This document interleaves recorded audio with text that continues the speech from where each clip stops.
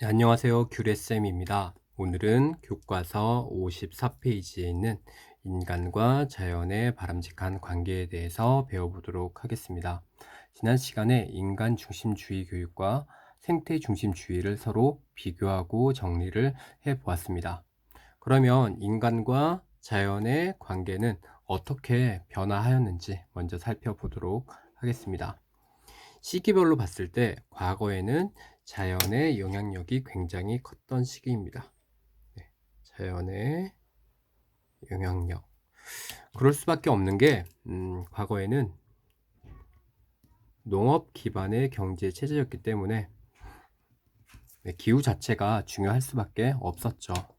따라서 자연에 순응하는 인간이 보편적으로 나타나게 됩니다. 결국에 자연 자체를 종교로 보고, 그리고 이 종교 자체가 신화를 만들게 되고요. 그리고 이 신화를 만든 정치 체계가 생기게 되는 거죠. 네, 그래서 이것을 과거에는 요즘은 이렇게 부릅니다. 제정, 네, 일치, 사회 이렇게 부르게 되는 거죠. 네, 정치와 이제 제사가 같이 일치하는 그런 사회다라는 것을 얘기를 하고 있습니다. 그런데 산업혁명 이후에는 어느 정도 인간이 자연을 극복하기 시작합니다. 과학기술의 발달과 기술의 발달과 어느 정도 이제 자연을 극복할 수 있는 인간이 힘이 생기게 되는 거죠. 그래서 점차적으로 자연이 이제 극복되는 그런 시기입니다. 네, 비가 내리는 것을 과거에는 비 내리는 이제 신화가 비 내리는 이제 신이 내렸다 이렇게 생각을 하는 것이 아니라 수증기가 이제 응결을 하면서 내린다라는 것을 밝혀내게 되면서 자연 자체를 이제 신화로서의 존재가 아니라 이제 과학으로서 바라보기 시작하는 거죠. 그래서 인간이 자연을 이용하게 되는데 그것이 너무 과하다 보니까 뭐 과한 것은 뭐 석유, 채굴 많이 하죠. 뭐 석탄, 이것을 뭐 그 화석 연료라고 얘기를 하는데 그것을 많이 쓰게 되고 개발을 하게 되니까 점차적으로 뭐 이산화탄소, 기후 문제 이런 것들이 나타나게 되는 겁니다. 그래서 환경 파괴 문제가 점차 대두되게 되는 거죠. 그래서 이제 사람들이 생활은 편리해졌지만 이제 기후 변화나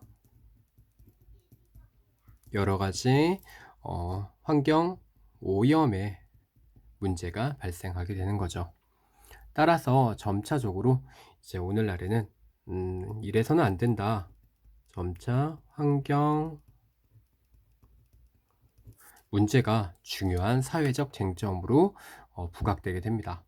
그러면서 이제 개발 자체도 하지 않으면 안 된다. 이런 관점도 생겼지만 이제 자연을 어느 정도 보존해야 된다. 이런 것도 이제 관점이 가치관이 변하게 되는 거죠.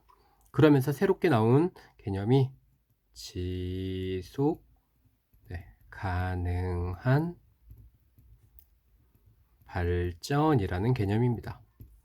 그래서 지속 가능한 발전이라고 얘기하는 것은 자연을 미래 세대에 남겨줄 유산으로 생각하면서 우리 세대에서의 발전 그리고 개발하자는 이런 의미입니다. 자연 자체를 어느 정도 보존을 하면서 우리도 이제 개발을 하자는 그런 의미가 되는 거죠. 그래서 과거보다 조금 더 친환경적 삶을 강조하게 되고요. 친환경적 삶, 환경은 당연히 보호해야겠죠. 그리고 경제 성장을 동시에 추구하게 됩니다. 결코 환경 자체를 보호한다고 해서 우리가 이제 개발 자체를 하지 않는 것이 아닙니다. 결국에 인간과 자연의 조화가 필요하다는 가치관이 생기게 되는데 자연에 대한 무분별한 이용 안 되겠죠? 개발에 대한 피해가 인간에게 되돌아온다는 것을 이제 알게 되면서 점차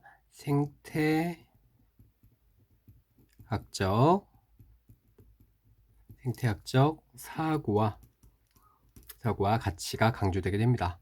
여기서 얘기하는 생태학적 가치는 전에 설명한 생태 중심주의와 비슷한 의미라고 생각하시면 될 것 같아요. 생태 중심주의. 그래서 생태계의 한 구성원, 인간이 되겠죠. 자연과 더불어 살아가기 위해 인간이 해야 할 역할, 책임이 있음을 점차 인식하게 됩니다. 여기에서 인간이 역할과 책임이 있다는 것이 중요합니다. 결코 인간과 자연이 어느 한 부분이 우위에 있는 것이 아니라 위에 있는 것이 아니라 같이 역할을 해야 될 것이 분명 있다라는 것을 인식하는 거죠. 과학기술로 모든 것을 해결할 수 있다는, 환경 문제를 해결할 수 있다는 과학 기술의 이제 만능주의,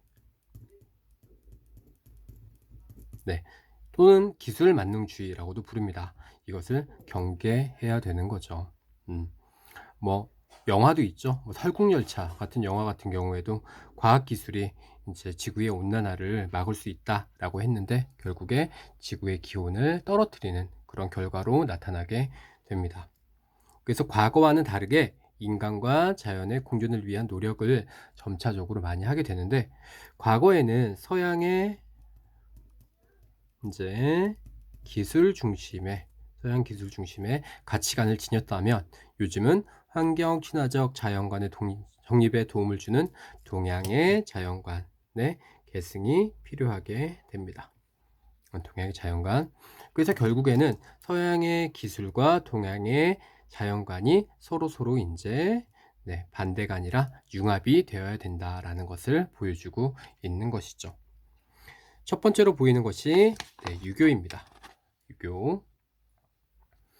유교 같은 경우에는 만물이라고 얘기하면 보통 자연을 얘기합니다.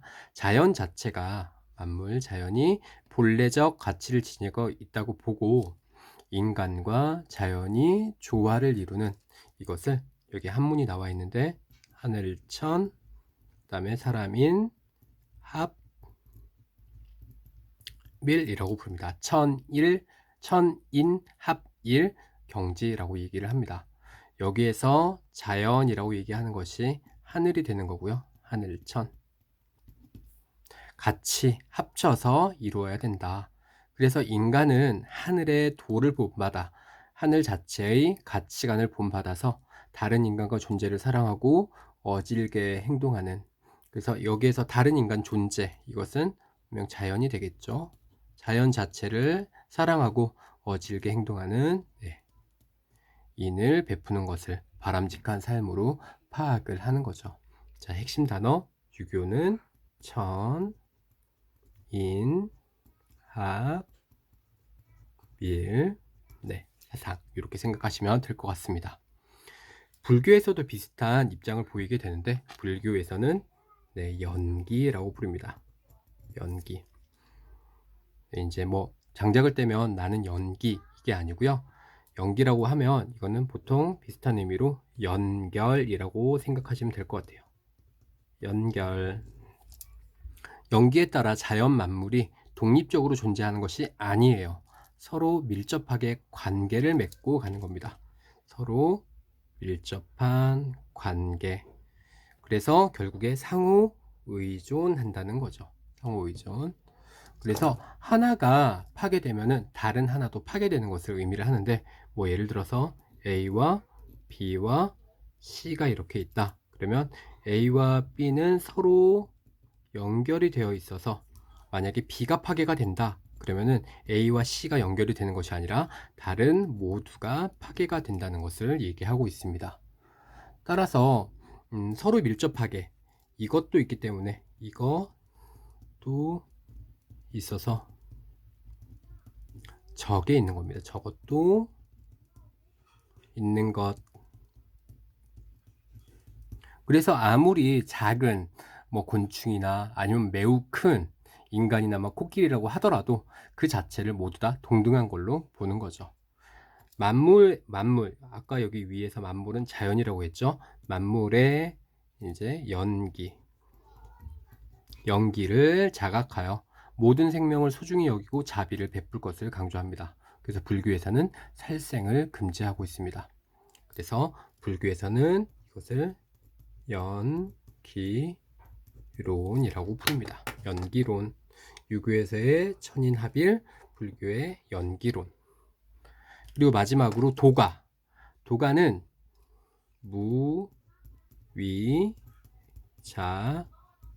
무위자연이라고 얘기를 합니다. 무위자연을 추구해서 인간의 의지와 욕구와 상관없이 존재하는 자연의 가치, 그 다음에 아름다움을 강조하게 되는데, 자연 자체가 가치를 지니고 있기 때문에 아름답다라고 생각을 하시면 될 것 같아요. 당연히 자연 한 부분으로서의 인간이 있기 때문에 인간도 아름답겠죠. 그리고 인간도 당연히 자연의 섭리에 순응해야 됩니다. 그리고 자연과의 조화도 이루어야 되는 거죠. 결국에 도가에서의 무위, 자연,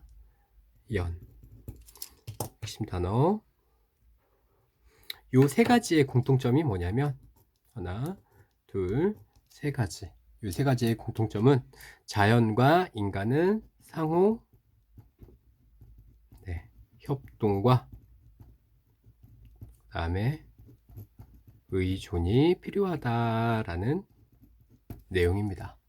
그래서 인간과 자연 자체가 상호 의존과 협동을 한다면 여태까지 해왔던 환경 파괴라든지 기후 변화라든지 이런 것을 극복할 수 있다라고 생각을 하는 거죠.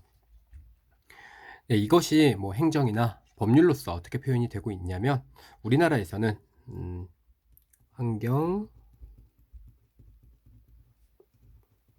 영향 평가라는 제도가 있습니다.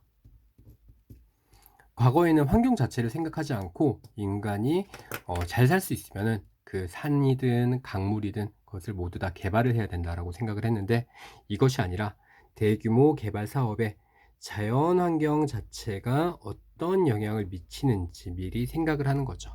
사전 조사하고 평가하는 제도입니다. 조사하고 평가하는 제도. 네, 이것도 위에서 말씀드린 지속 가능한 발전과 맥락을 같이 한다고 생각하시면 되겠습니다. 목적 자체가 자연 환경 자체를 최소화하는 거고요. 훼손의 최소, 그 다음에 환경 파괴의 방지책을 마련하는 이런 목적으로 법률이 만들어지게 됩니다. 네, 오늘은 여기까지 하겠습니다. 수고하셨습니다.